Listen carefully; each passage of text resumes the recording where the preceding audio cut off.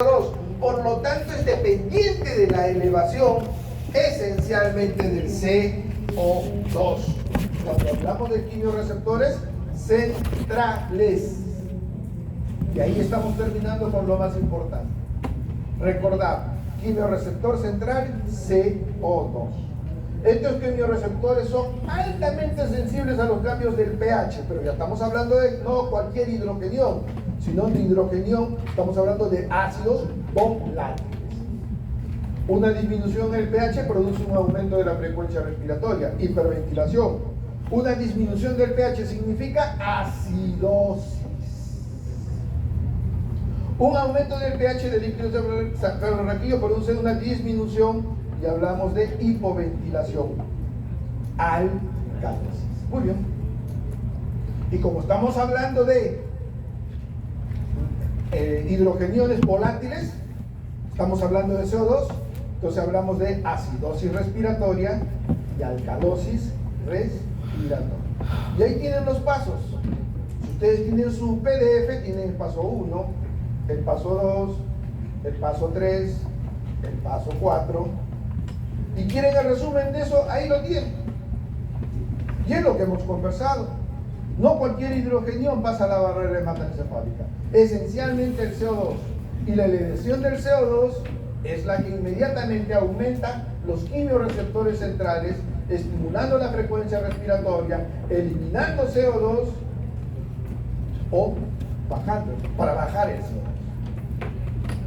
Entonces ya el concepto queda claro del receptor central. Y ahí lo tienen en figurita.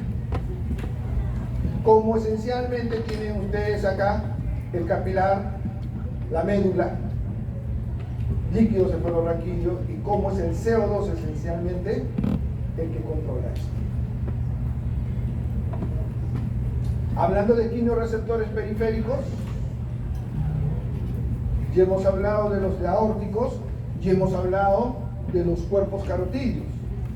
Tenemos este gráfico y nos habla esencialmente cambio de PaO2, elevación de CO2 y disminución de pH. Y hemos dicho que la sensibilidad va en ese orden. El más importante, la hipoxemia. Pero acá sucede algo muy importante.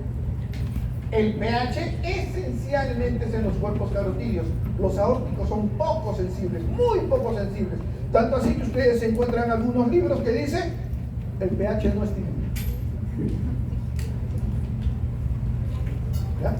Pero cuando entran a revisar nuevamente su Wells, sí encuentran estímulos, pero es muy poco. Entonces ya tienen ustedes ahí, quieren ver la figurita de cómo se estimulan. Miren, esto es para lo que corresponde el corpus carotídeo, y si hablamos del corpus carotídeo estamos hablando del nervio glosofaríngeo. Lo mismo podría poner el callado de la aorta. ¿Y qué nervio tendría que poner? Perfecto. Entonces, tienen otra imagen en donde también tienen ahí el globus carotídeo y tienen también el callado de la aorta. Y tienen los principales quimioreceptores y sus estímulos.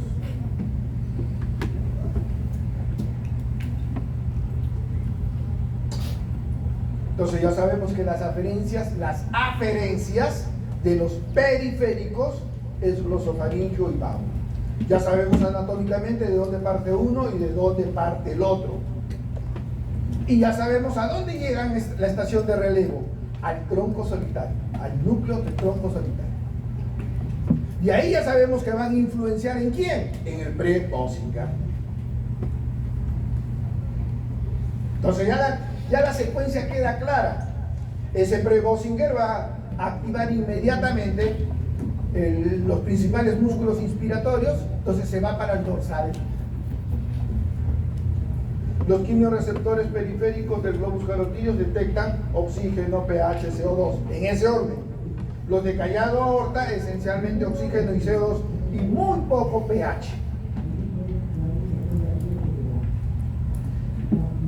Entonces vámonos al principal estímulo. ¿Cómo es que el oxígeno activa esos receptores a nivel de los glosofaríngeos o a nivel de los vagos?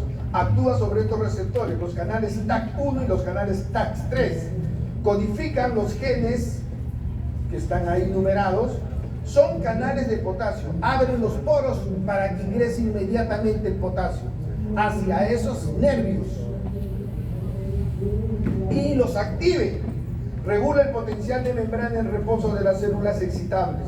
Su función principal es permitir la salida continua de potasio, estabilizando la actividad eléctrica de los tejidos claves.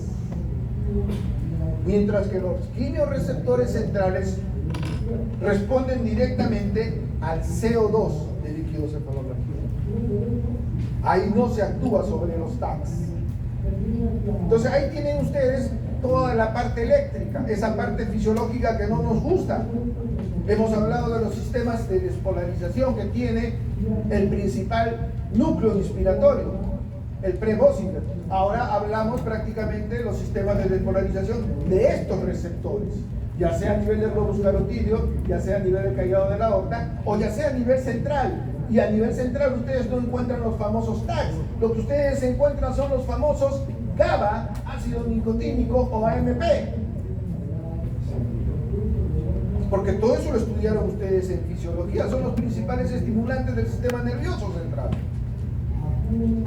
Entonces tienen ustedes ahí cuáles son sus aferentes abajo y cómo es que se produce este estímulo.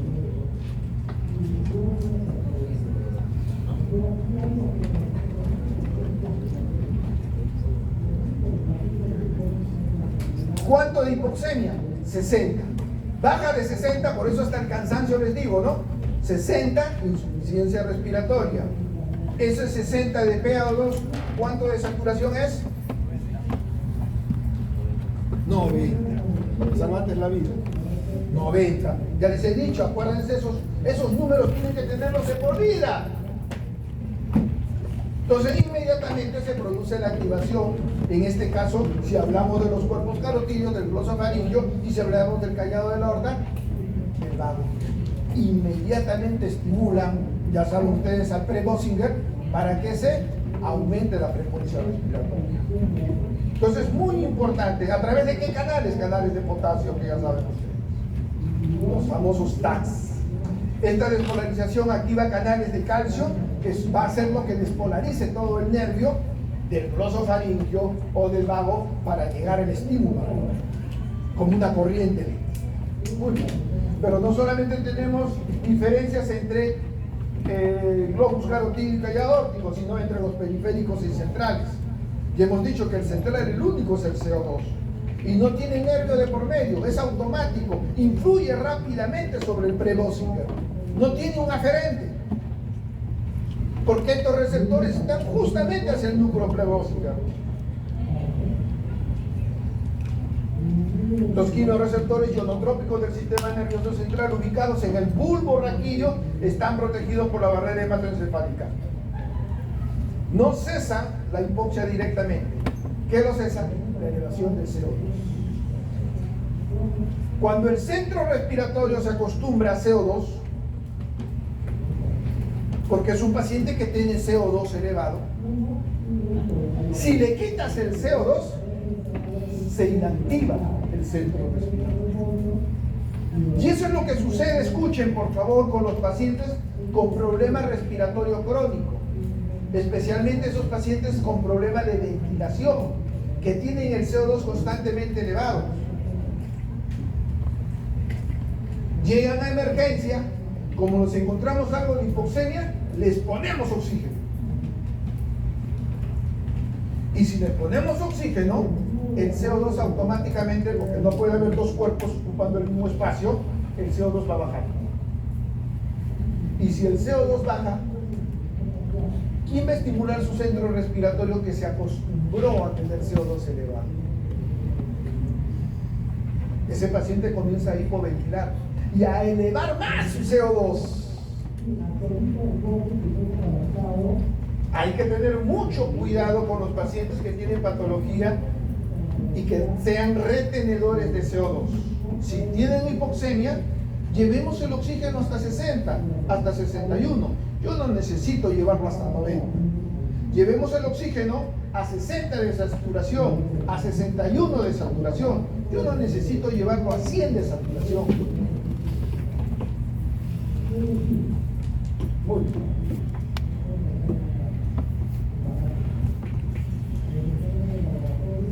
Los famosos canales así que hemos conversado. Entonces, tenemos otros receptores periféricos. Ya no solamente el famoso reflejo de Hering-Bauer. Tenemos receptores de estiramiento de adaptación que son responsables del reflejo de Hering-Bauer. Tenemos reflejos de sustancias irritantes. Ahí está mencionado quiénes son los receptores y qué nervios estimulan, el Bauer. Tenemos receptores yuctacapilares, donde se encuentran en las paredes de los alveolos junto a los capilares. ¿Qué nervios son los que estimulan? ¿Cómo es que llega el vago a través de las fibras hernialínicas hacia el centro respiratorio? Ellos van a controlar, estimular o inhibir al preóseo.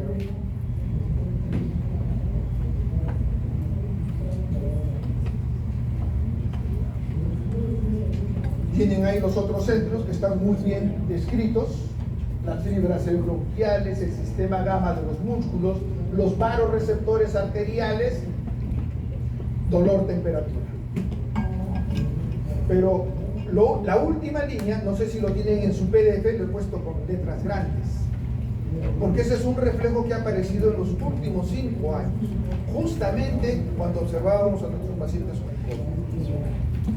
Cuando ustedes respiran y hacen su ejercicio, comienzan a elevar su ácido láctico.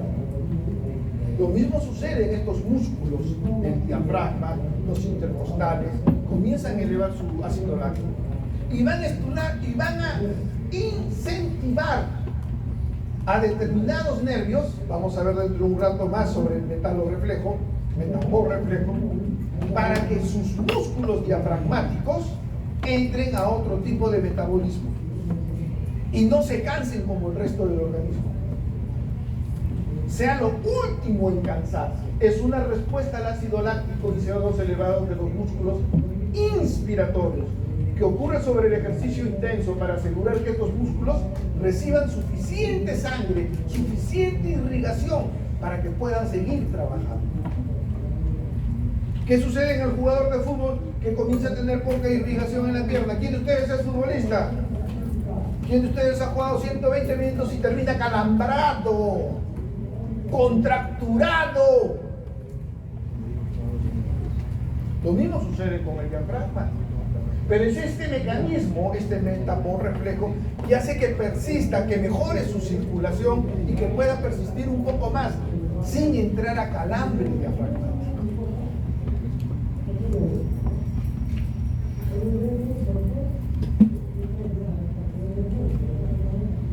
Entonces, el centro respiratorio, esto es un resumen de lo que ya hemos conversado. Tienen ustedes como los quimioreceptores periféricos, especialmente la hipoxemia, van a trabajar sobre los, al igual que los quimioreceptores centrales, sobre el centro generador de la respiración que se encuentra en el bulbo, especialmente en la región ventral, llámese núcleo precoz.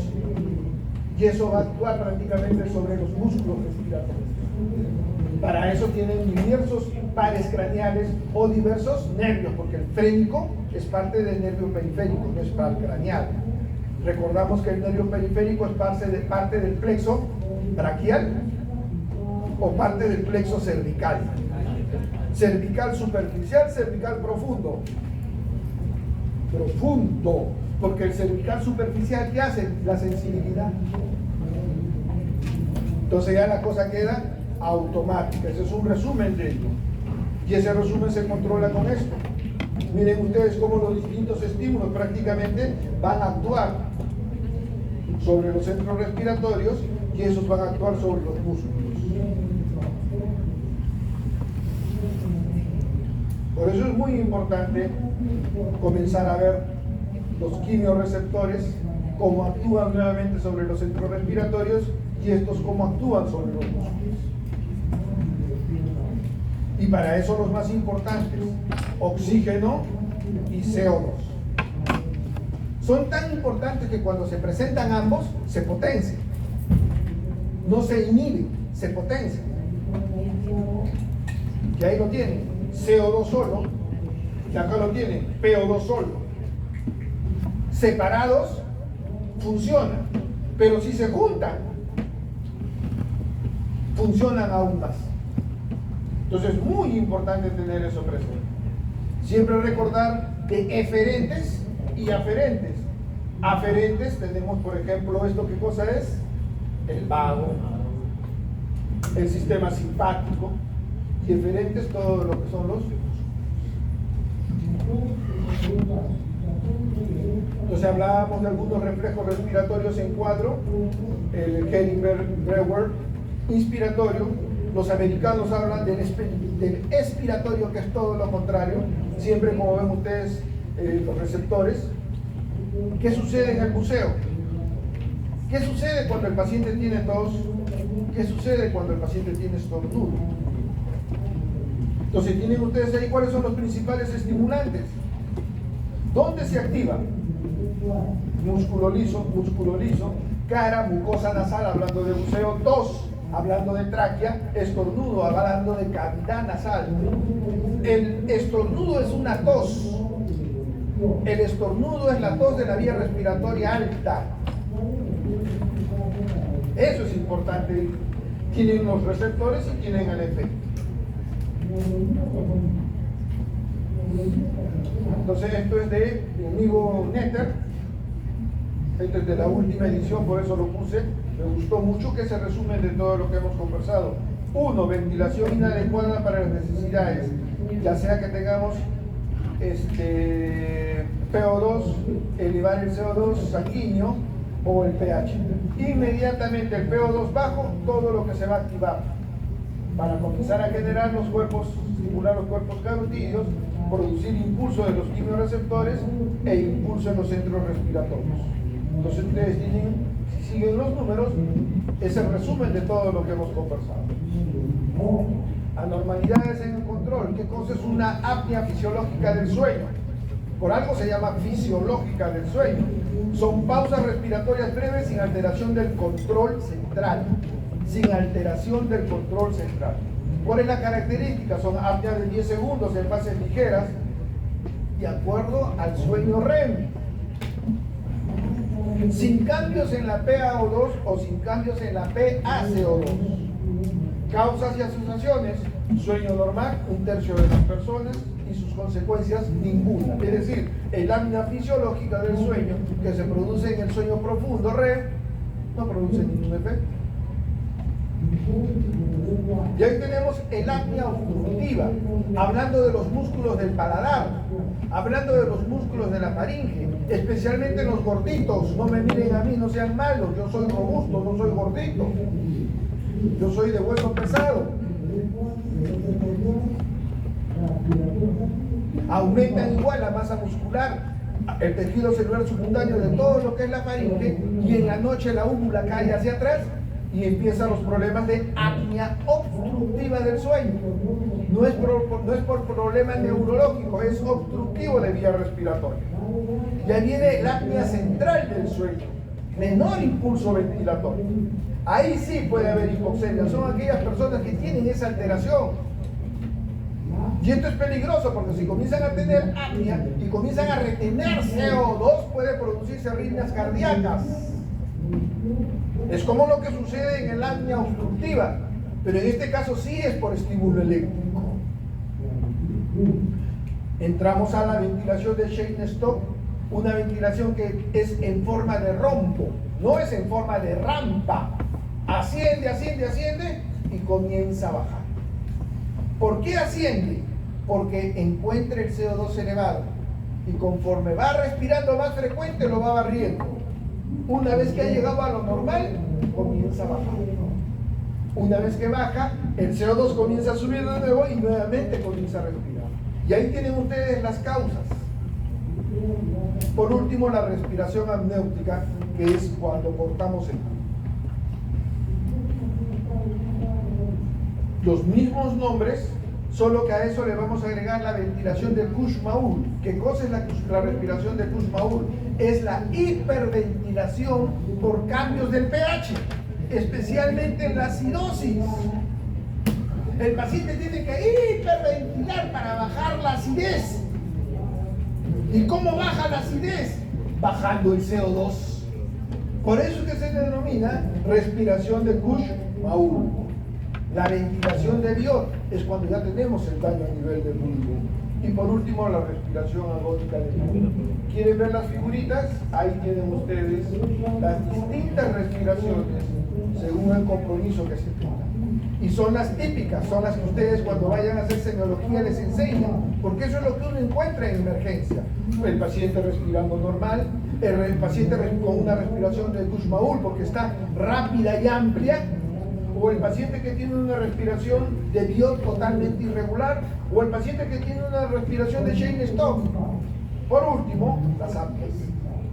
Son las respiraciones que típicamente uno ve en emergencia. Y ustedes ya por su fisiología, no solamente por su fisiopatología, ya saben a qué se deben esas respiraciones. Y es muy importante, porque ahí vienen sus problemas de diagnóstico clínico. Con esto prácticamente hemos acabado toda la parte respiratoria y vamos a entrar a situaciones especiales. Una de las situaciones especiales es mi amigo de Charles Dickinson, el famoso Peewee. Tanto que hay un síndrome de Peewee, el paciente obeso que tiene problemas respiratorios. Entonces lo primero que aprendemos es cómo la obesidad puede tener alteraciones de nuestra fisiología. Miren lo que sucede con el paciente normal y miren lo que comienza a suceder con el paciente obeso. Por eso es que ellos se morían mucho en la pandemia de COVID. Por eso el hecho de que venía un paciente con un índice de masa corporal por encima de 40, ya sabíamos que era atroz el manejo de ese paciente. Porque comenzaba a alterar su problema ventilatorio. Ahí lo están viendo ustedes en inglés, no les gusta el inglés, entonces comenzaremos en castellano. El exceso de tejido adiposo del tórax y visceral de los obesos. Aumenta la presión pleural. Si aumenta la presión pleural, ¿qué sucede? No va a haber una buena inspiración, porque la inspiración depende de la presión pleural, depende de lo negativo de la presión pleural. Miren cómo comenzamos a aplicar lo que ya hemos aprendido. Tenemos una buena inspiración porque nuestra calidad pleural tiene una presión negativa. Si la presión se vuelve de menos negativa, -1, 0, o se vuelve positiva, impide la inspiración. Entonces ese es el problema con nuestros amigos obesos. Reduce la capacidad residual funcional. Si reduce la capacidad funcional, yo le hago hacer una inspiración forzada, no puede avanzar. Porque tiene una capacidad residual funcional pequeña. ¿Qué más me puede aportar? No me puede aportar nada en una inspiración profunda. Son los dos hechos muy importantes.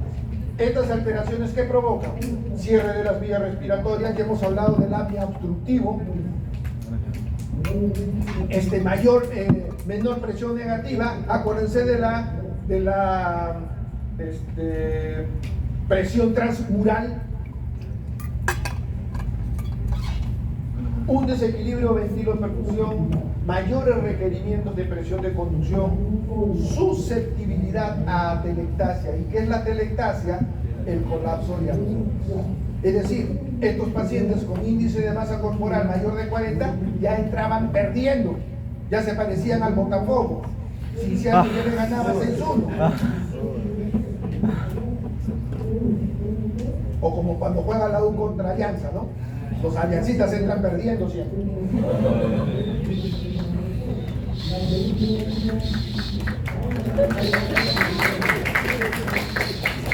A los compadres siempre con cariño. Compromiso cardiopulmonar secundario, hipoxemia. El solo obeso, primero hipoxemia, y segundo, si tiene problema de ventilación,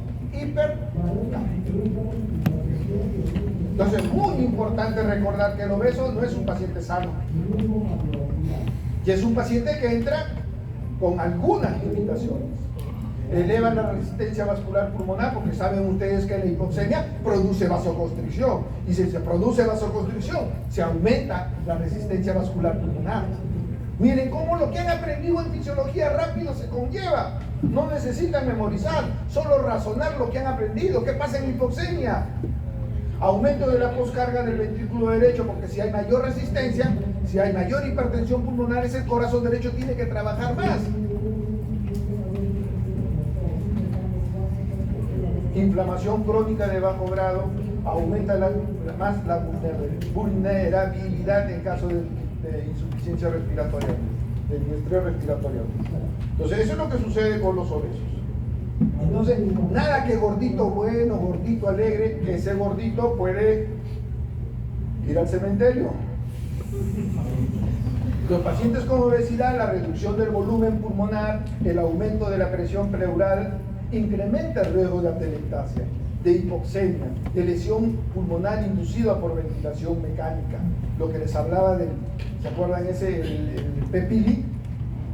Lo que requiere estrategias de ventilación personalizadas. Son pacientes muy difíciles. Hasta para intubar, como tienen el cuello ancho y corto, es difícil intubar. Es un dolor de cabeza. El volumen A. Y no se olviden que nuestra población, más del 30% en este momento son obesos. 15% tienen un índice de masa corporal por encima de 40. Eso es nuestro dolor de cabeza. Y es a lo que ustedes tienen que prepararse, porque cada vez más están apareciendo los capitanes de barco de, ¿cómo se llama la película que les dije? De Wall-E. El volumen corriente debe ajustarse al peso corporal, al igual que el peso. Muy bien. Esto es lo que sucede cuando yo trato de intubar a un paciente obeso. Si lo intubo sin darle oxígeno, miren, rápidamente entra en hipoxemia. Tengo que primero ventilarlo, tengo que primero darle oxígeno, tengo que elevar primero su O2 para que durante la intubación no me haga una hipoxemia severa. Entonces, son pacientes difíciles de intubar. Muy bien. Ahora nos vamos al ejercicio. Miren ustedes, durante el ejercicio aumenta el consumo de oxígeno, aumenta la producción de CO2 y aumenta la necesidad de ventilación. El tejido necesita más glucosa, necesita más irrigación, necesita más oxígeno, necesita más nutrientes. Oxígeno y glucosa. Eso es necesario para mantener un buen ejercicio. Pero miren lo que sucede en los gases arteriales, no cambian. El deportista no cambia sus gases arteriales, a pesar de que todo esto necesita. Y no lo cambia, ¿por qué? Porque esencialmente su flujo pulmonar aumenta. El gasto cardíaco derecho mejora. La sangre pulmonar aumenta. Acuérdense que lo habíamos visto, que durante el ejercicio aumentaba la circulación pulmonar. Al aumentar la circulación pulmonar, la relación ventilo-perfusión de ápice a base se homogeneizaba. Si ese concepto ya se los dije la semana pasada, es aplicar eso acá. Aumenta su gasto cardíaco, aumenta su flujo pulmonar, la ventiloperfusión se mantiene en los pulmones, fisiológicamente disminuye el espacio muerto, porque los ápices que tienen espacio muerto son mejor perfundidos, entonces mejora. Aumento de la presión arterial pulmonar. Miren, eso ya lo hemos aprendido la semana pasada. Ya ese concepto lo tienen bien grabado para su examen. Lo único que hago acá es reforzar lo que ustedes ya saben. ¿Y qué sucede con la curva de oxígeno-hemoglobina? Miren, el P50 se va hacia arriba. Eso significa que desprende oxígeno. La afinidad del oxígeno baja. ¿Se va hacia la derecha o hacia la izquierda? Perfecto. ¿Se convierte en T o se convierte en R? Da gusto cuando comenzamos a hablar el mismo idioma. Escuchamos la misma música. ¿Qué prefieren? Carpenters, Karol G, ¿qué prefieren? Entonces, tenemos ahí los cambios fisiológicos que se producen durante el ejercicio para mantener los gases arteriales normales. Y lo tienen ahí en figurita, miren. Este es el famoso metaborreflejo. Lo guardé para que la detección, receptores en los músculos respiratorios, detectan la acumulación de estos metabolitos, lactato y CO2, los músculos respiratorios. Háblese de músculos inspiratorios. Aferente, las fibras semielímnicas asistidas en menor medida por las fibras A delta del sistema simpático. Acá no viene el glosofaringeo, acá no viene el vago, acá actúa el sistema aferente simpático, que van a aprender ustedes que es el principal sistema de sensibilidad de vísceras. Vísceras pulmón, vísceras corazón, vísceras intestino. ¿Quién es el principal aferente del dolor? Sistema simpático. Fibras C amielíticas. Señal en el cerebro, mensaje sistema nervioso simpático indicado la respiración está en riesgo. Se produce inmediatamente, el cerebro ordena cerrar estrechamente los vasos sanguíneos que van hacia los músculos periféricos. Vasoconstricción de músculos periféricos, para de esa manera poder mantener la sangre oxigenada en los músculos inspiratorios. Ese es el famoso reflejo Metapo. Entonces ya conocen ustedes cuál es el estímulo, qué nervio lleva, cuál es el aferente, mejor dicho, a qué centro se encuentra. No son centros respiratorios, son centros de flujo, son centros de los núcleos simpáticos. Y por dónde baja la orden para que inmediatamente se produzca vasoconstricción periférica, pero vasodilatación en los músculos inspiratorios.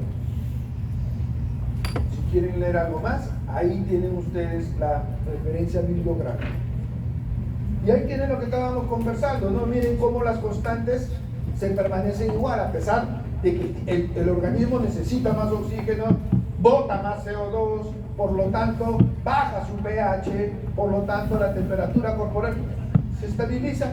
Pero gracias a qué? A que tenemos una frecuencia cardíaca aumentada, un gasto cardíaco de corazón derecho aumentado, una mayor ventilación, todo eso durante el ejercicio y en la recuperación.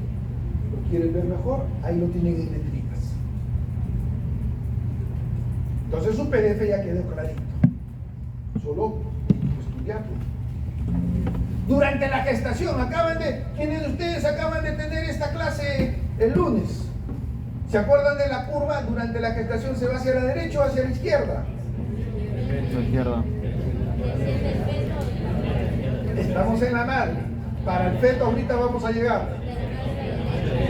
¿Se dan cuenta? Ya los del sábado ya saben todas las respuestas.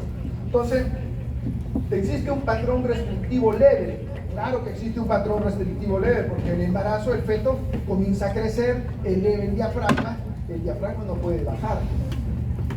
Se le hace difícil bajar. Entonces, hay un patrón restrictivo leve con una hiperventilación. Hay disminución de la capacidad funcional residual y aumento del volumen corriente. Doctor, pero ¿cómo ver aumento del volumen corriente si existe un patrón restrictivo? Miren ustedes el sacrificio que tiene que hacer la madre. El volumen corriente no le basta. Necesita inspirar, necesita suspirar constantemente. Esa es la palabra. Necesita suspirar constantemente. Cambios respiratorios adaptativos clave. Primero los volúmenes. Disminución en la capacidad residual, volumen de reserva respiratorio debido a la presión de útero, eleva el diafragma. Esto hace que la embarazada sea más susceptible de hipoxemia rápida durante los episodios de apnea. Por eso es que la madre tiene que dormir de costado, no puede dormir mirando arriba, no es recomendable. De costado prácticamente no sufre su diafragma, no sufre estos episodios de hipoxemia severo. Miren lo que sucede en la mecánica respiratoria. Hay una hiperventilación, hay una frecuencia respiratoria aumentada, por eso es que hay hiperventilación. Por lo tanto, hay una alcalosis respiratoria compensada. Una alcalosis respiratoria compensada, es decir, una disminución del CO2. Muy importante, porque si hablamos de alcalosis, se va para la derecha o para la izquierda la curva. Acuérdense eso. Resultados espirométricos, lo que ustedes están viendo ahí. Entonces ahora sí nos vamos a su preguntita. La curva de disociación de hemoglobina se desplaza hacia la derecha por aumento del 2,3 difosfoglicerato. sube aproximadamente un 30%, facilitando la entrega del oxígeno. Este desplazamiento a la derecha facilita que la madre suelte el oxígeno más fácilmente en el espacio intervelloso y esta puede ser rápidamente captada por la hemoglobina beta. Entonces ustedes tienen ahí la figura automática. Es decir, si ustedes revisaron su clase antes de la práctica, ustedes fueron los máximos. Ahí ya saben ustedes, esta vía de desvío para formar 2 de 3 difosforilatos se llama la vía de Rapaport-Levy. Nunca se olviden eso. Los nombres, los epónimos no les gusta, pero les da elegancia. Y hasta de repente aprobar exámenes. Me preguntaban, ¿de la madre o del bebé? Ahí está la otra respuesta. ¿Qué sucede en la respiración fetal? En donde es muy importante la producción de surfactante. La producción de surfactante cambia 360 grados la vida del bebé. No se produce surfactante, los alvéolos colapsados. Y cuando sale y dice, no puede decir, porque no puede inspirar, los alvéolos están colapsados. La inspiración no le sirve, porque sus alvéolos están colapsados, no tienen surfactante, porque es importante el surfactante. Y hemos dicho es importante el surfactante porque hace que el alvéolo no despegue de cero. ¿Se acuerdan del fenómeno de histéresis? Hace que el alvéolo no despegue del cero, hace que el alvéolo despegue ya casi abierto. Se le hace fácil la inspiración. Entonces es muy importante qué sucede en la madre y qué sucede en los niños. Entramos a hipoxia hipovárica. ¿Qué cosa es hipoxia hipovárica? Estamos hablando del mal de altura. Y ahí tenemos que correr. Miren ustedes cómo del nivel del mar comienzan a subir y miren ustedes la saturación del PO2. Cómo comienza a caer.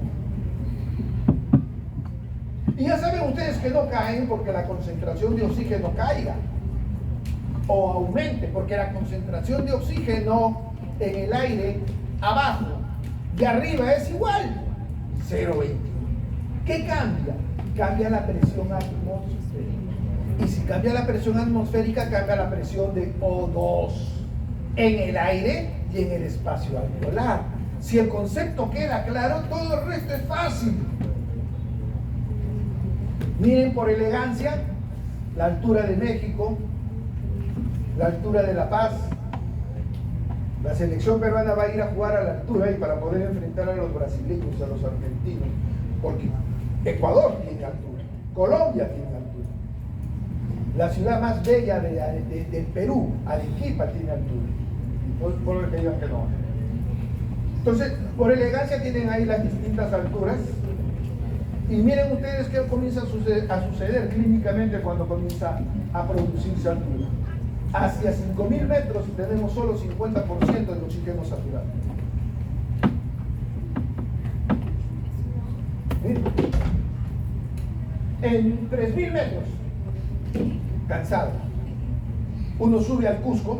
¿Qué altura tiene el Cusco? El primer día está cansado. Yo les recomiendo el primer día no salgan a correr, no vayan a la discoteca, no tengan ninguna aventura. El primer día descansen. Al segundo día hagan lo que quieran, pero el primer día descansen.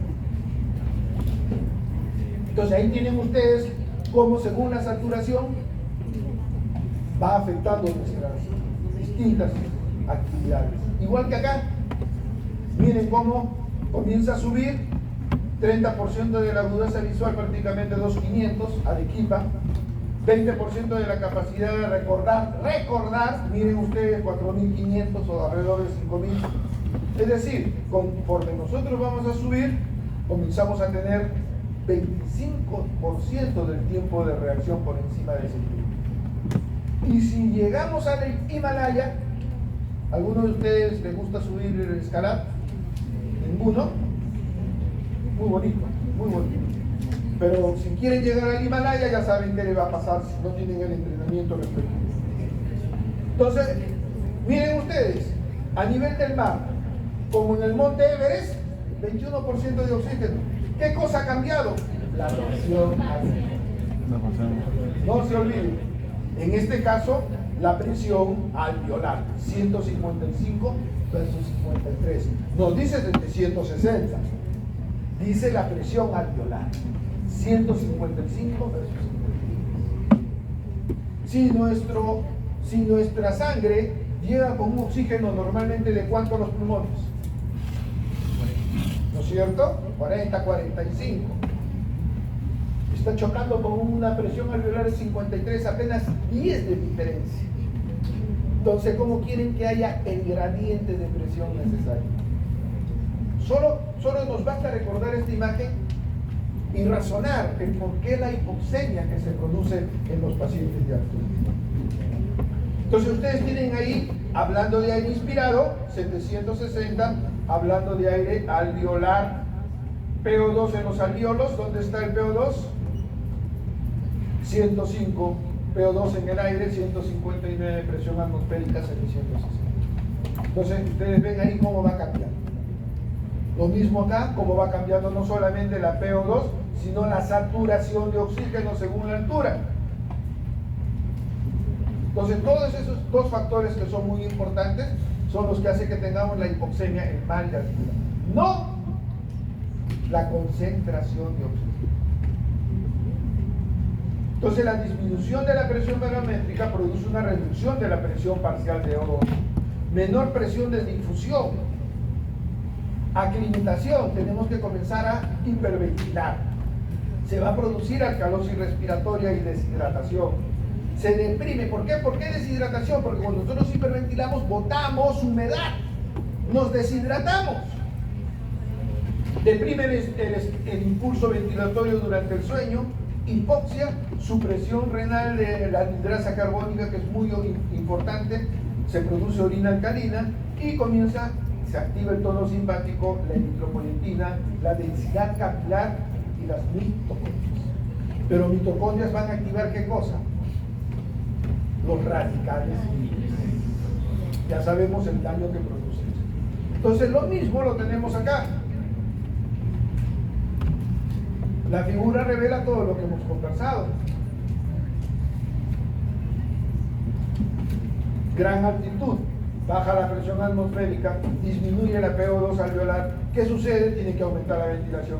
¿Qué sucede en la arterial? Se produce hipoxemia, se produce acidosis, alcalosis respiratoria. El flujo pulmonar, si hay hipoxemia, va a haber hipertensión de la arteria pulmonar, hipertrofia del corazón derecho. ¿Qué va a suceder en la hemoglobina? Fenómenos de compensación.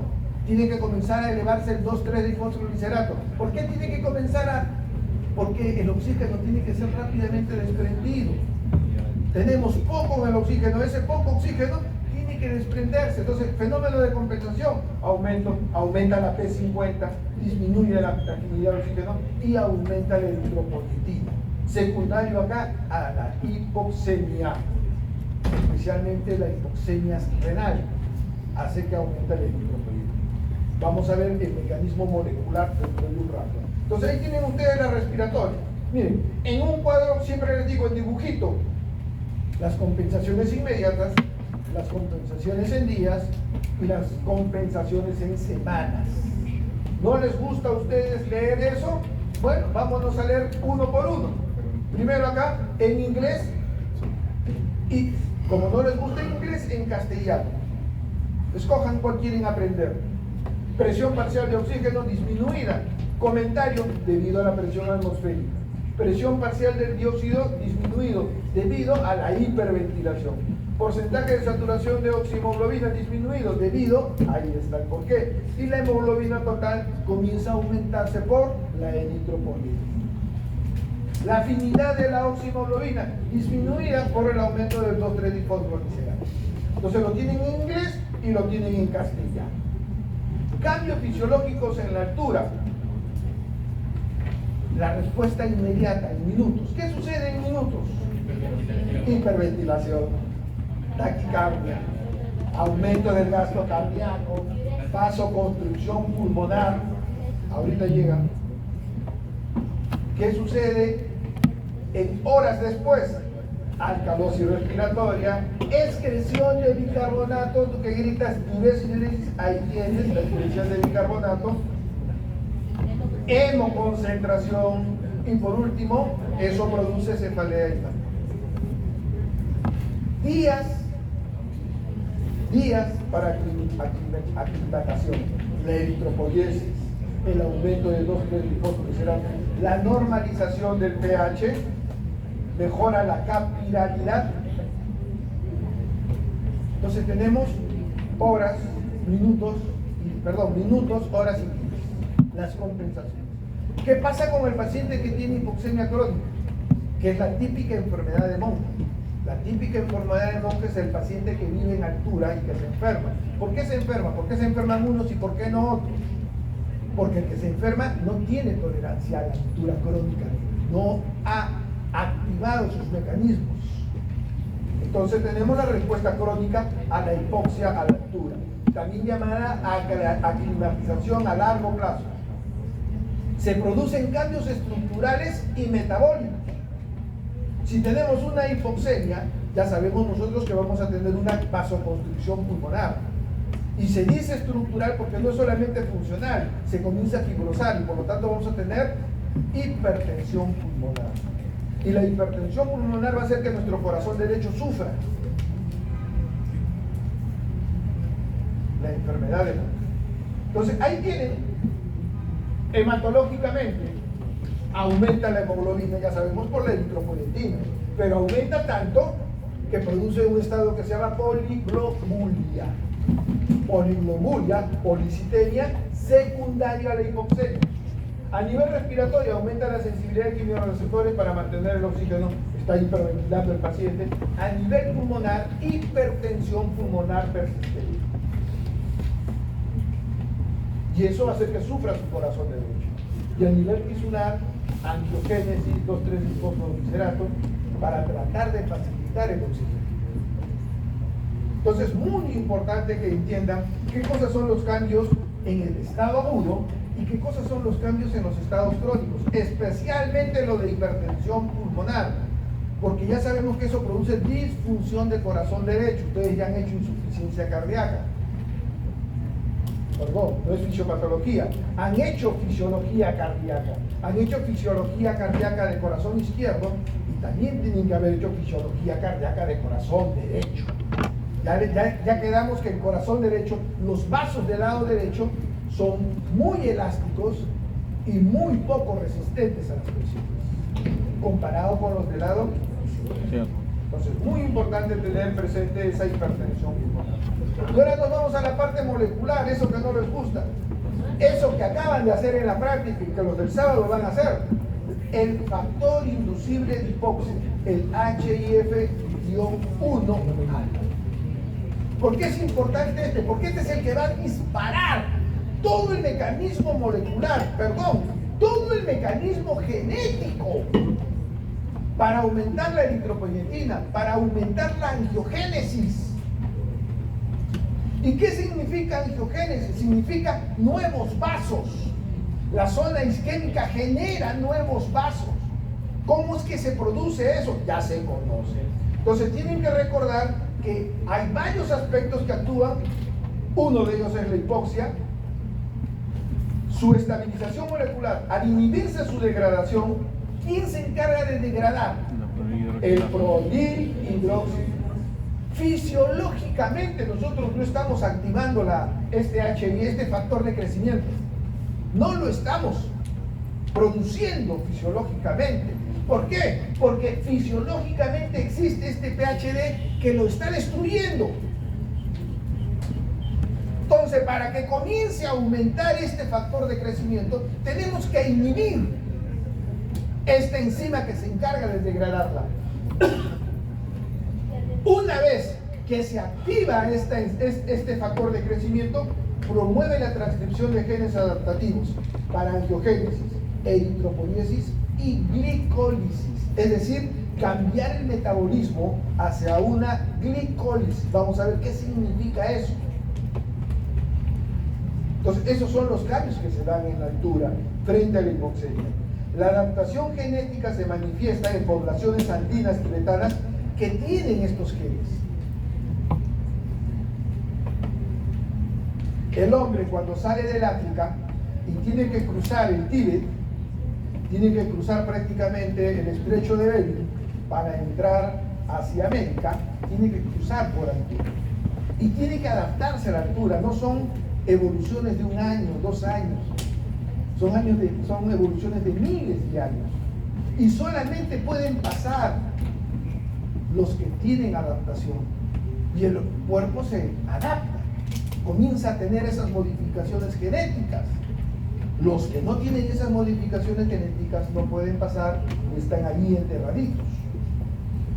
Entonces, muy importante cómo genéticamente, y ahí tienen ustedes los genes, permiten la presencia de este factor de crecimiento, HIF1A. Pero solo cuando es necesario, porque fisiológicamente es rápidamente destruido por la presencia del PHD. ¿Y por qué es rápidamente destruido, doctor? Porque produce angiogénesis y produce glicólisis, 2 de las condiciones más importantes para generar tumores. Angiogénesis y glicólisis. Producir eritropoyetina será fabuloso, pero tener la tendencia a angiogénesis y glicólisis es tener la tendencia a presencia de tumores. Por eso es que tiene que ser inactivado este factor de crecimiento. Por eso es que Tatito Lindo dijo, eres importante pero cuando te necesitemos. Si no te necesitamos, ahí, tranquilito, estate quieto, estate en stand-by. Y a esto se tiene que agregar, entonces en condiciones normales de normoxia, esta subunidad está apagada, está degradada. ¿Por quién está degradada? Por el PHD. El nombre es largo, así que quedémonos con el PHD. Pero miren esto, lo que impide que se degrade, a través de una proteína que se llama von Hippel-Lindau. Muy importante. Acuérdense de eso. Es decir, no solamente basta que esté activa el propil, no solamente basta que esté, el propil es el café, la taza servida es el factor de crecimiento. Necesitamos que la junten. Para juntarlas necesitamos proteína, von Hippel-Lindau, para que se pueda inhibir. ¿Qué pasa si es que no tenemos esta proteína? No se reconoce, no se inhibe y comienzan a crecer angiogénesis y glicólisis. Entonces, si ustedes buscan en su librito qué cosa es la enfermedad de von Hippel-Lindau, crecimiento de tumores. Por eso es importante esta proteína, para que se reconozca y quede destruido el factor. La presencia de EHF activa la expresión de 60 genes que ayudan a las células y ahí tienen ustedes la presencia de genes y qué cosa va a producir. Miren ustedes, muy importante. Factor de crecimiento de eritropoyetina, factor de crecimiento endotelial vascular, hablando de angiogénesis. GLUT1, transporte, hablando de glucosa, los transportadores para que entre la glucosa y pueda ser metabolizada y se convierta en un ciclo de glucólisis, crucial para la respuesta frente a la falta de oxígeno. Eso debiera ser lo fisiológico. Entonces, ya tienen ustedes el concepto claro, ahí tienen las figuritas y ahí tienen la mitocondria con hipoxemia, cómo rápidamente el peróxido se activa y produce prácticamente el estímulo a nivel del núcleo para producir todas estas enzimas que van a producir estos fenómenos.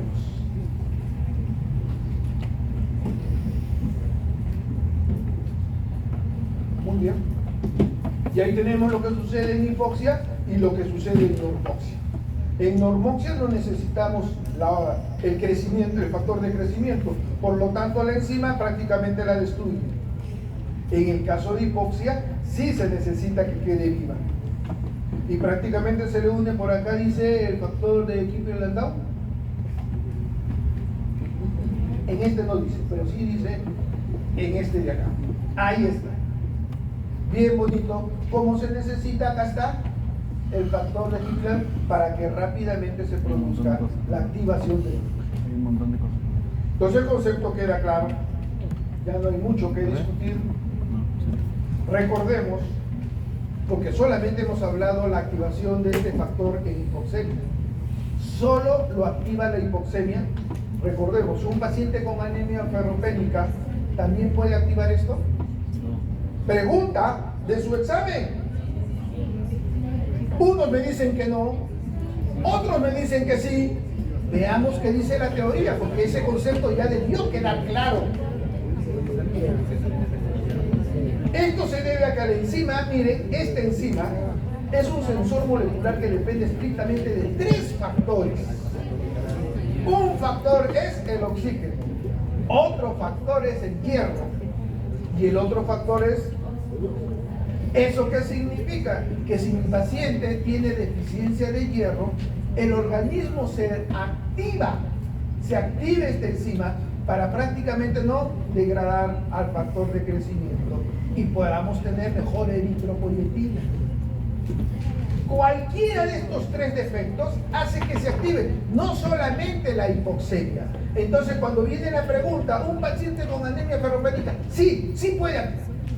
No me digas no. No, doctor, o sea, le decía que no es que no lo active, sino que no va a poder, lo contrario, o sea, parece que me Perfecto, entendí. ¿Todos entendieron? Gracias. Entonces, a faltar cualquiera de ellos, esta enzima se inactiva y rápidamente se produce. Uy. Entonces esa pregunta queda, ahí está el efecto de la anemia ferropénica. Conclusión. Faltan 40. Muy bien.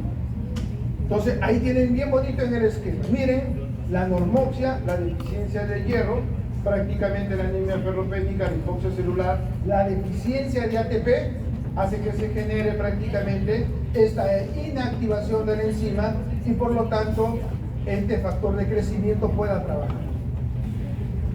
Esta imagen es más clara que todo lo que hemos conversado y tienen que recordarla siempre. Consecuencias biológicas. La elevación de este factor de crecimiento produce inhibición de la enzima PHD, ya sabemos, pero cada una de estas condiciones mencionadas bloquea la enzima. Anemia ferropénica, hipoxia y deficiencia de ATP. Consecuencias biológicas: cuando el HIF se eleva en un paciente se desencadena una respuesta transcripcional, estímulo de eritropoiesis, optimización del hierro y cambios metabólicos, la glicólisis. Efectos de la altitud sobre mecanismos respiratorios. Miren ustedes cómo la persistencia de la respuesta a la hipercapnia, lo que les hablaba, manteniéndose de este modo una tensión normal de los gases sanguíneos, pero puede perderse la respuesta bajo anestesia, lo que ocasiona una hipoxia peligrosa. Si yo lo intubo, le meto frecuencia respiratoria, baja su CO2, apago su centro respiratorio. Buceo. El buceo produce 3 cambios muy importantes que tenemos que tener presente. Produce 2 situaciones, perdón, 3 situaciones: inmersión, emersión y barotrauma. En inmersión, ¿qué va a suceder? Cuando el paciente comienza a bucear hacia adentro. Entonces tienen que recordar para eso muy bien: interrupción de la respiración, bradicardia y vasoconstricción periférica. Muy importante que comiencen a tener. Puede generar 3 cuadros determinados por el momento del buceo: enfermedad por inmersión, enfermedad por descomprensión y barotrauma. Entonces vámonos primero con la inmersión, pero para esto recordar, existe buceo en apnea, cuando nos metemos debajo del agua haciendo apnea. Buceo con snorkel, con esa máscara que nos permite solamente respirar cuando estamos afuera, pero nos permite ver, ese es el snorkel. Y por supuesto con escafandra y balón de oxígeno. Eso escapa un poco a lo que vamos a aprender ahora. Pero el buceo en apnea y el buceo en snorkel es muy importante. La presión hidrostática aumenta 1 atmósfera por cada metro de profundidad. Es decir, si tenemos 760 sobre el nivel del mar, a 1 metro de profundidad tendremos 761. 762. Ya sabemos las consecuencias de la presión atmosférica. No son negativas, son sumativas. Tanto es así que es muy importante recordar lo siguiente. Conforme se produce la inmersión dentro del mar, la presión aumenta con los gases y los gases arteriales van comprimiéndose hasta ocupar cada vez menos volumen, produciendo daño por buceo. Aumento de la presión, disminución del volumen, porque la presión está subiendo, 760, 761, 762, la presión de los gases, la presión en general es la sumatoria de todos los gases, por eso que todos los gases se comienzan a comprimir, pero hay disminución del volumen porque no hay inspiración. A menor volumen, mayor presión. Entonces ahí tienen ustedes lo que está sucediendo. Un globo y a más profundidad, menos volumen, pero mayor presión. A una profundidad de 1000 bajo nivel del mar, 1 litro de gas ocupa como 10 centímetros. Está así de comprimido. Recordar siempre un aumento de la presión. Una columna de agua marina de 10 metros de altura ejerce la misma presión que toda la atmósfera sobre la Tierra.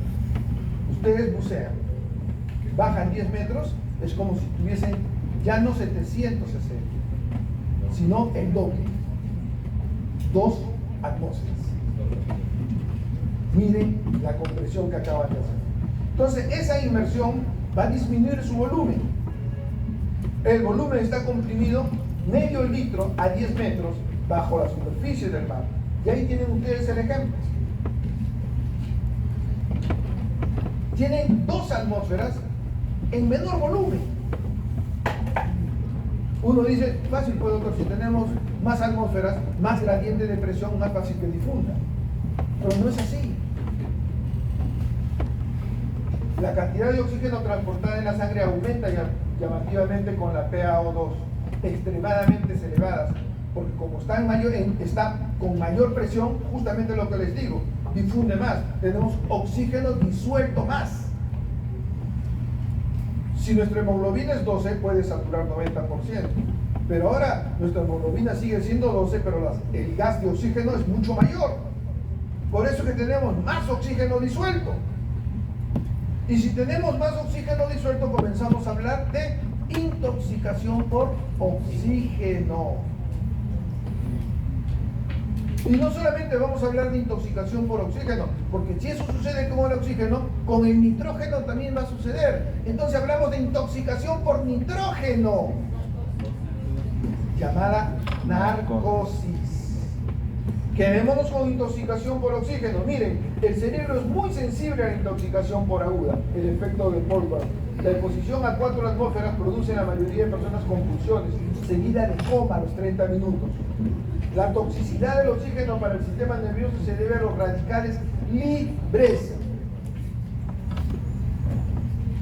¿Por qué, doctor? Si tenemos menos volumen, está comprimido, pero tenemos mayor presión de gases. Mayor presión del gas oxígeno, mayor presión del gas nitrógeno cuando hagamos narcosis. Entonces ahora entendemos el por qué, en primer lugar, en la inmersión puede haber esa encefalopatía por hiperoxia. Uno de los principales efectos de radicales libres es la oxidación de los ácidos grasos poliinsaturados de las estructuras de la membrana celular. Y otro efecto es la oxidación de algunas enzimas celulares. Se acaba su metabolismo, no solamente se destruye, se acaba su metabolismo, es rápidamente lisada, rápidamente autofagocitada.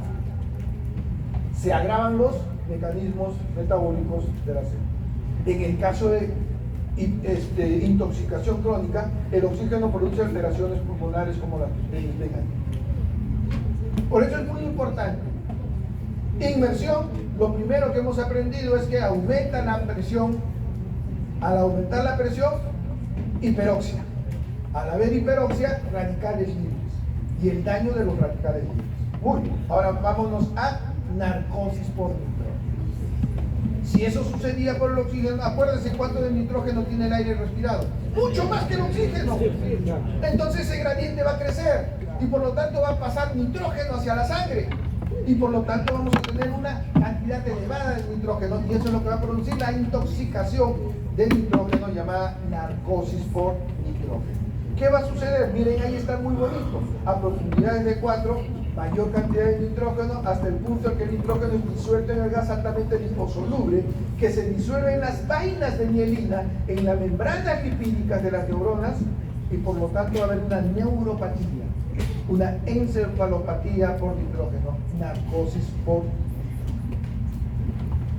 Muy bien, ya tenemos los dos principales factores: el aumento de la densidad del aire y el bajar profundamente, quedarnos en apnea, hace que el CO2 comience a elevarse. Si ustedes bajan en apnea, el CO2 se va a retener. Entonces no solamente tenemos lesión por aumento de oxígeno, lesión por aumento de nitrógeno, lesión y encefalopatía por hiper. Son los tres tipos de lesiones que se producen en la inmersión, que se pueden producir en la inmersión, muchas veces juntas, más que separadas. Muy bien. Entonces, ahora nos vamos a la descompresión. Estamos con que el gas disuelto y va a subir el paciente, va a haber descompresión porque va a bajar la presión. Y por lo tanto los gases que están disueltos se van a convertir en gases. El gas disuelto se va a convertir en gas y va a burbujear. Y esas burbujas van a ir hacia el pulmón. Eso es lo que sucede esencialmente con el nitrógeno, porque el nitrógeno es un gas muy inerte. Rápidamente al cambiar la presión se convierte en burbujas de gas. Entonces la descompresión, la lesión de descompresión es esencialmente por el nitrógeno. Y a esa enfermedad por descompresión es lo que se conoce como el mal de Bush. Pocas palabras, embolias. Embolias de burbujas de nitrógeno. Y ahí lo tienen, ¿no? La disminución rápida de presión ambiental al ascender el buceo va a salir en torno a la presuridad, provoque que el nitrógeno disuelto en los ductos comiencen a burbujear. Y ahí lo tienen. Miren cómo comienza a burbujear.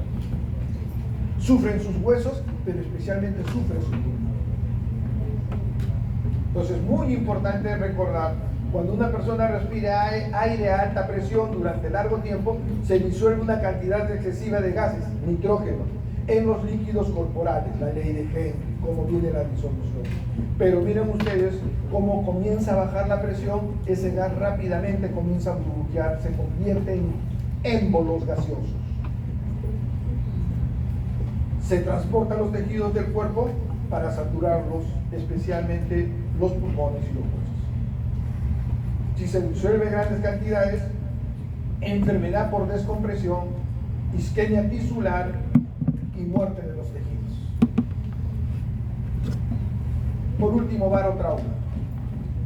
No nos olvidemos que conforme va bajando, los alvéolos van comprimiéndose. Pero no solo los alvéolos, sino todas las cavidades que tienen aire. ¿Qué cavidades tenemos aire? Los senos paranasales. Comienza a comprimirse. El problema viene cuando sube. Al igual que se comprime, se va a descomprimir. Y es ahí donde se revienta. A eso se conoce como enfermedad por barotrauma. Los cambios de presión en cavidades de aire en sí es relativamente inocuo, en tanto esté equilibrada.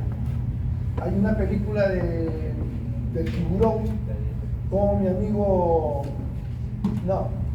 tipo Tiburón 2, se tiene que llenar de aire, llenar de agua los senos paranasales para poder bucear, para evitar el problema de barotrauma. Sin embargo, si una cavidad con aire, como los pulmones, el oído medio, los senos intracraneales, los senos paranasales, no puede comunicarse con el exterior, la diferencia de presión puede causar compresión al descender y expansión al ascender.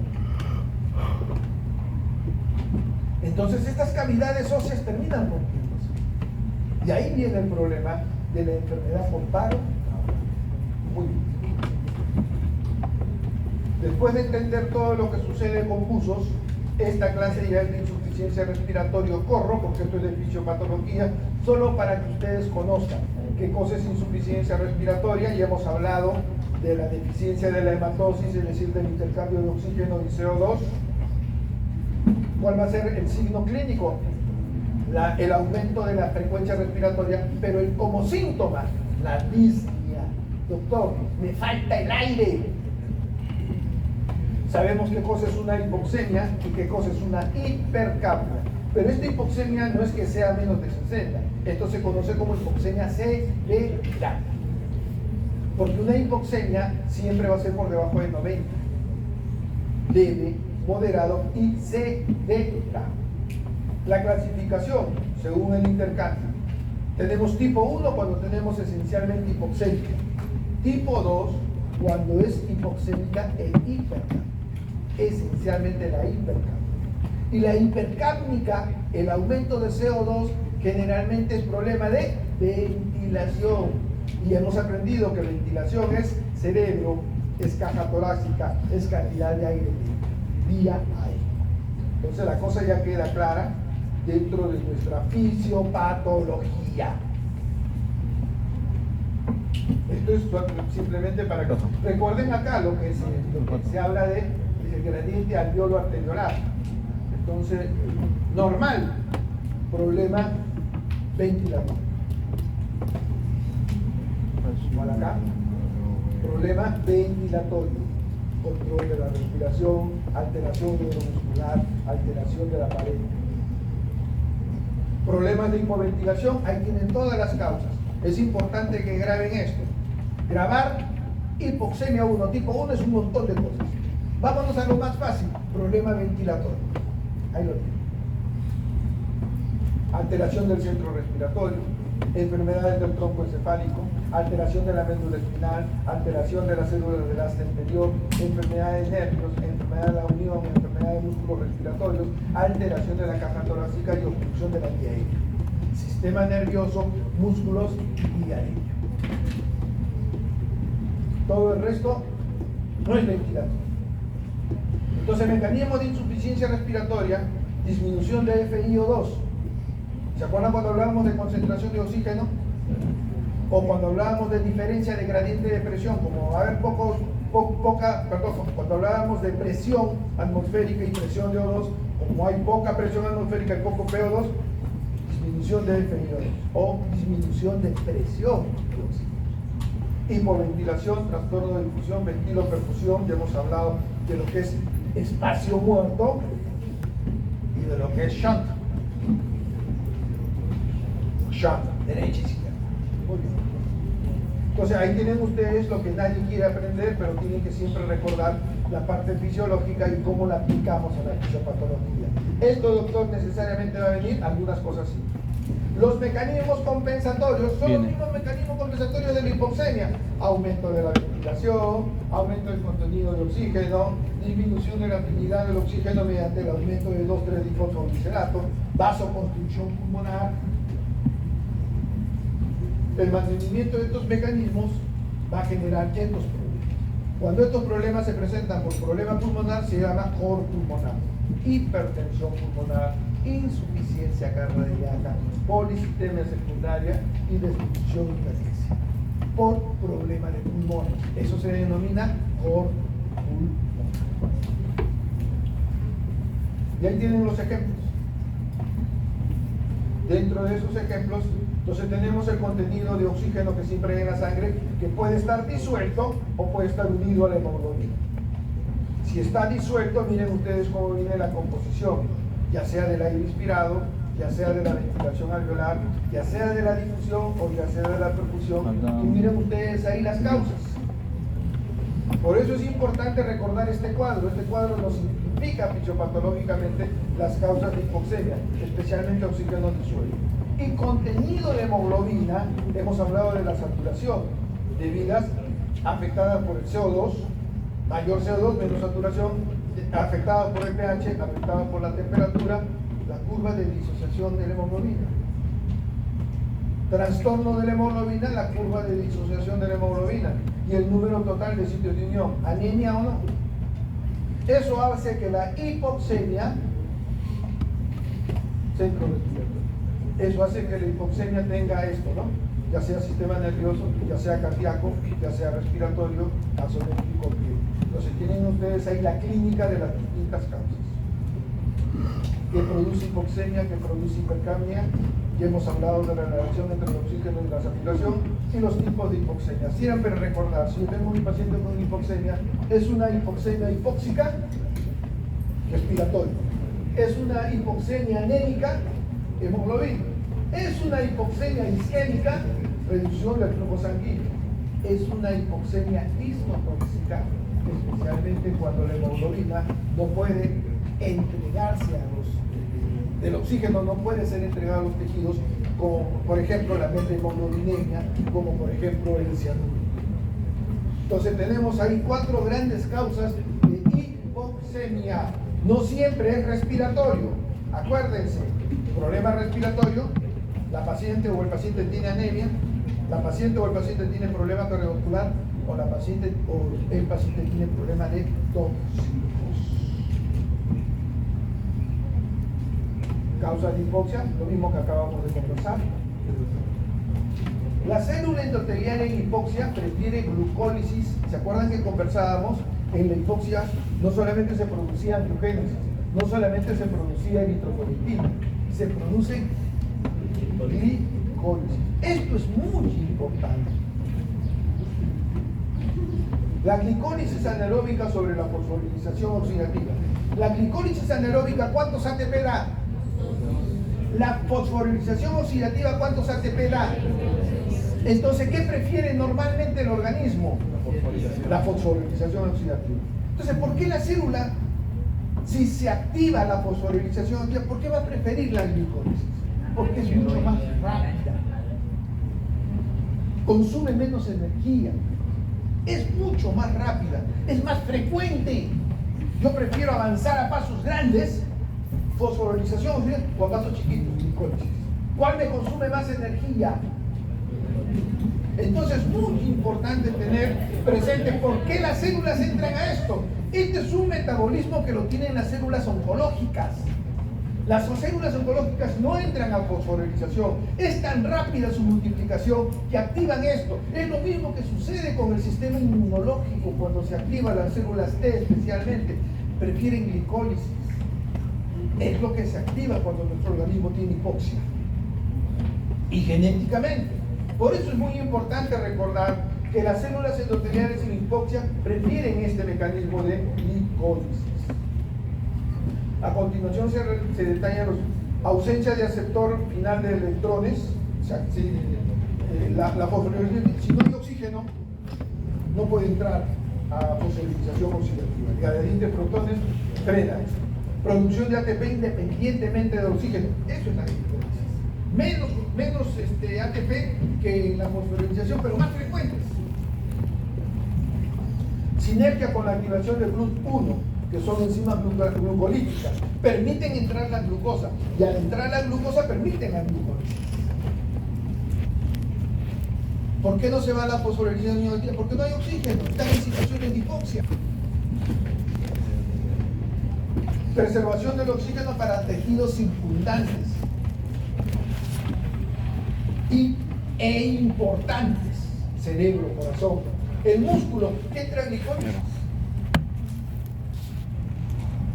Adaptación metabólica intrínseca, y esto es muy el famoso efecto de Warburg.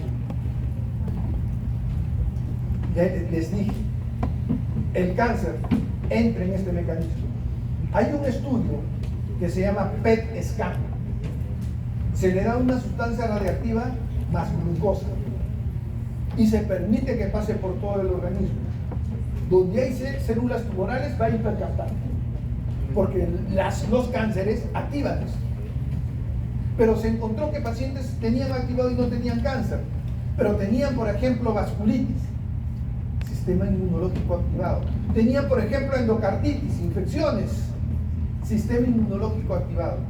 Entonces se descubrió que no solamente el cáncer activaba su glucólisis, el efecto Warburg, sino también el aspecto inmunológico, especialmente los linfocitos T.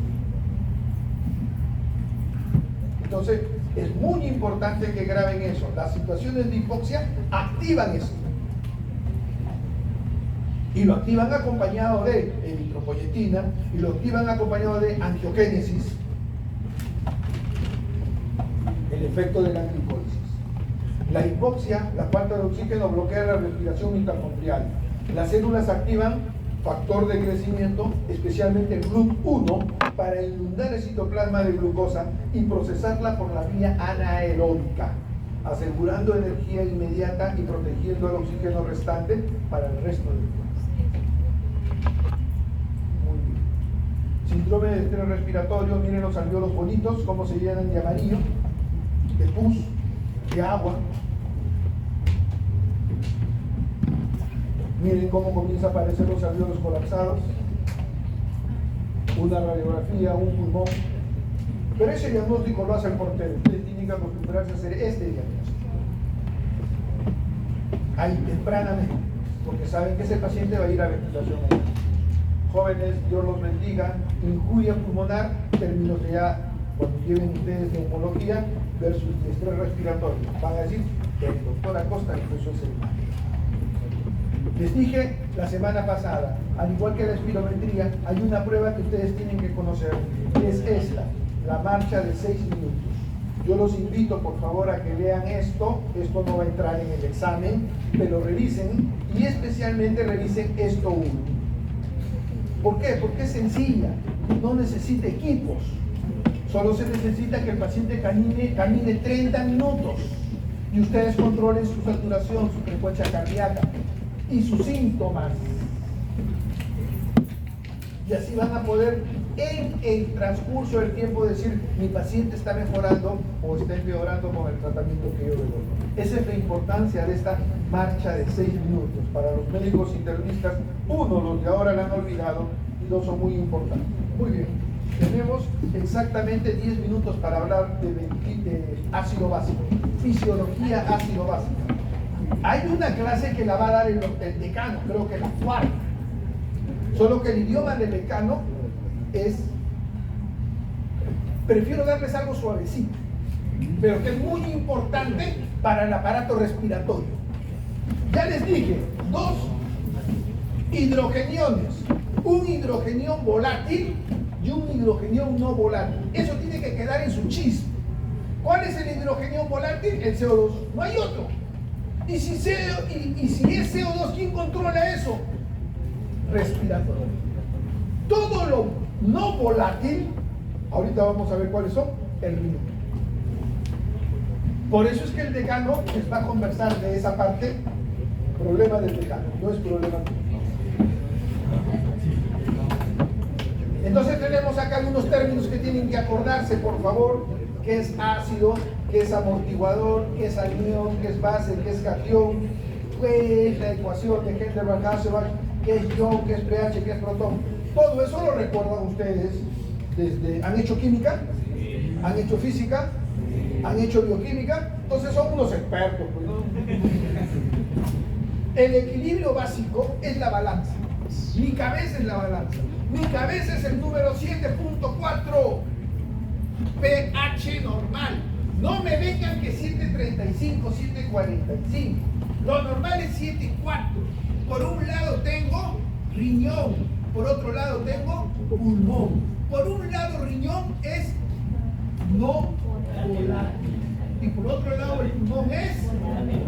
Entonces cuando yo veo el izquierdo es CO2 y cuando miro el derecho es bicarbonato. Si mi cabeza se inclina así, baja el bicarbonato y podré decir acidosis metabólica. Y para compensar, ¿qué tiene que hacer mi organismo? Bajar el CO2. Como yo prometí hablar con ustedes de respiratorio, vámonos a lo respiratorio. Sube el CO2 y mi cabeza se va hacia la acidosis. elevación de CO2, acidosis. Como es el lado del CO2, es acidosis respiratoria. ¿Qué tiene que hacer el bicarbonato? Subir para compensar y ponerse 7.4. Es decir, la balanza, esa razón, tiene que estar siempre en 7.4. Vámonos al revés. Hiperventilamos. Nos ponemos nerviosos, nos peleamos con la enamorada. Para que no me digan sexista, los vamos a meter a los varones. Nos peleamos con la enamorada, hiperventilamos, baja el CO2. Y por lo tanto mi cabeza, el pH se va a la alcalosis. ¿Qué tiene que hacer mi bicarbonato?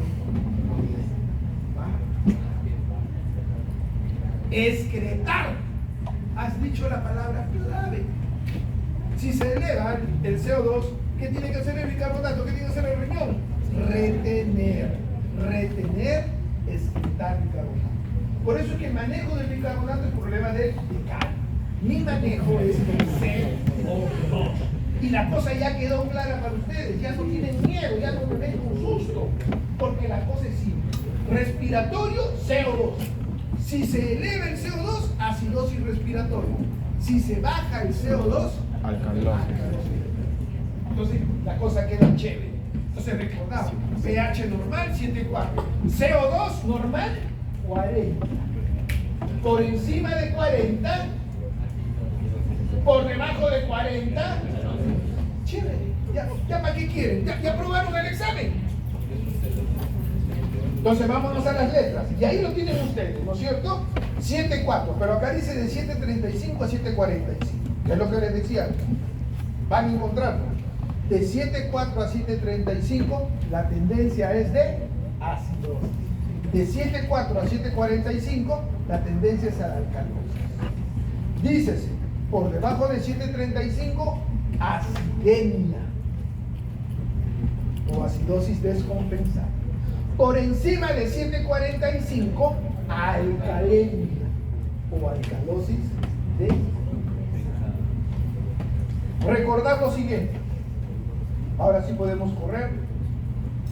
Entonces, para compensar, no solamente hablamos de retención o excreción de bicarbonato, retención o excreción de CO2, en caso que el problema sea metabólico. Pero ese es el lío del decano. Yo estoy en respiratorio. Que hay otros fenómenos más rápidos para compensar. Se llaman los tampones. Son las proteínas, son las hemoglobinas. El CO2 que es una hemoglobina. Baja el CO2 disuelto. Baja la hipercapnia. Entonces, los tampones, líquidos extracelulares y líquidos intracelulares. Mediante mecanismos respiratorios que se excretan el CO2 o por mecanismos renales que excretan el bicarbonato y los hidrogenados. Muy bien. Entonces, ahí tienen, ahí está bonito. Carga ácida, ácidos volátiles, CO2, muy buenos. Nunca más se vuelven a unir.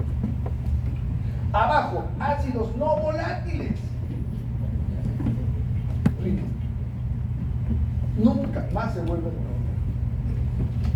El riñón controla el bicarbonato y otros hidrogenados. Muy bien. Entonces ahí está lo del ácido volátil, el CO2, y ácidos no volátiles o fijos. Ácido volátil será esencialmente eliminado por el respiratorio. Ahí tienen el ácido volátil, ya saben qué cosa es el CO2, ya lo hemos visto, el CO2, no hay mucho que contarles de esa historia. Por eso el CO2 se llama ácido volátil, ya que solo produce hidrogeniones de manera transitoria hasta que se eliminen por los pulmones.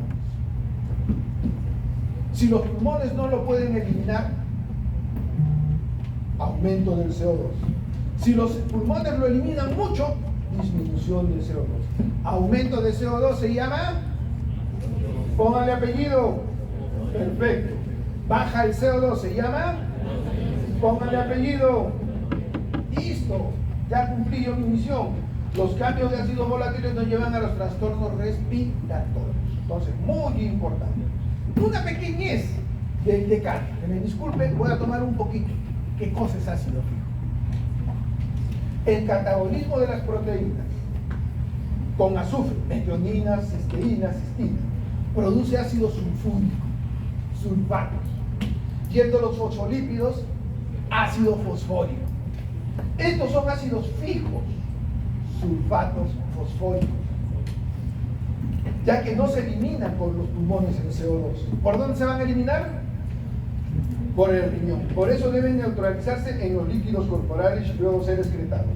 ¿Qué otros ácidos conocemos? Producto del metabolismo de la glucosa.